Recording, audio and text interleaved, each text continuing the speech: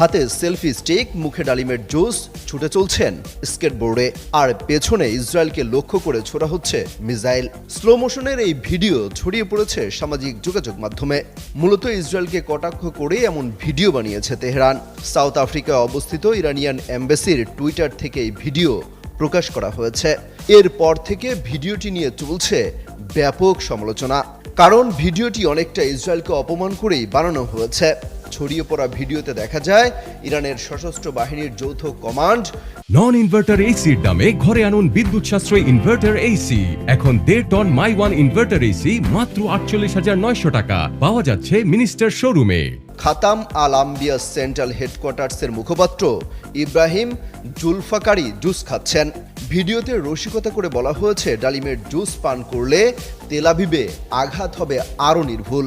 ভিডিওটির সত্যতা যাচাইয়ের জন্য কোনো বিবৃতি